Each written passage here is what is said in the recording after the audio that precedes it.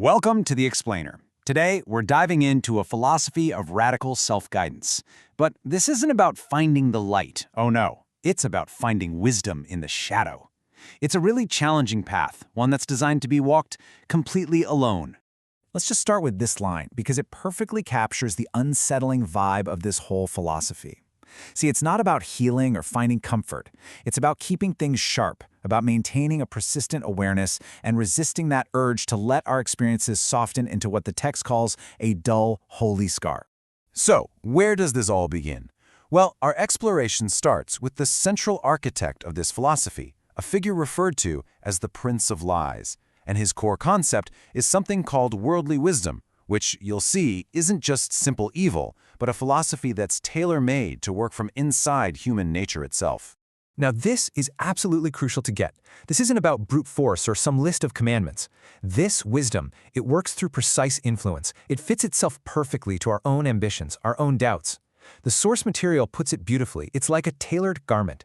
It's comfortable, it's elegant, and it's incredibly deceptive. And this slide lays out the central conflict perfectly. On one side, you've got sunlit morality, which is presented as, standardized, a bit naive, a one-size-fits-all set of external rules. But on the other side, worldly wisdom is precise, it's personal, and it's deeply rooted in the messy reality of being, as Nietzsche would put it, human, all too human. So, how is this wisdom actually passed on? Well, it's not through some holy book. It's through a kind of personal guide, a manual for the self, that the text calls the Vade Mecum. The name itself is the whole secret. Vade Mecum in Latin means go with me. But this philosophy twists it to vade tecum, go with thyself. You see? This isn't a call for followers at all. It's a dare. It's a dare to become the pioneer of your own private hell, to go out and forge your very own path. And that leads us to this really radical question about leadership, right? What kind of power has absolutely no interest in having followers or disciples? Well, the answer is in its ultimate goal. It's not trying to create copies. It's trying to cultivate something totally different, the free spirit. The principles here for the free spirit demand total, complete autonomy. And check out that last point. The path vanishes the moment it's walked. Think about that. This isn't some pre-made journey you can just follow. It completely abolishes the idea of a leader and a follower, leaving only you, the individual, forging your own reality. Okay, so that's the big abstract idea. But what does this actually look like in the real world? Let's dive into how this worldly wisdom actually goes about reshaping the people who embrace it. Now, the text argues that this philosophy doesn't really introduce some foreign evil into you.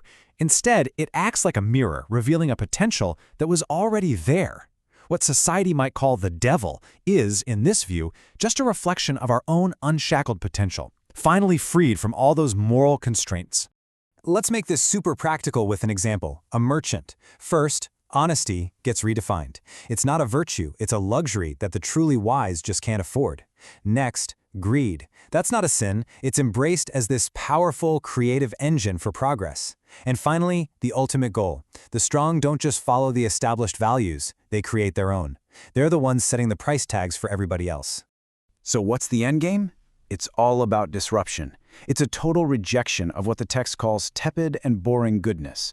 By shattering that single, standardized path of morality, this philosophy makes room for infinite individual paths to just flourish, wild, unique, and untamed, like weeds cracking right through concrete. All right, so we've seen the individual. Now let's zoom out. What happens when an entire society gets built on this principle of radical, decentralized defiance? And here is where you see the complete inversion of traditional power. The cathedral, which used to be the center of all external moral authority, is hollowed out. It's transformed, and its only lesson now is self-rule. There are no more priests, no more gods, only the self as the final, absolute authority. This is the new moral order. Disobedience isn't a sin anymore. It's the highest form of wisdom.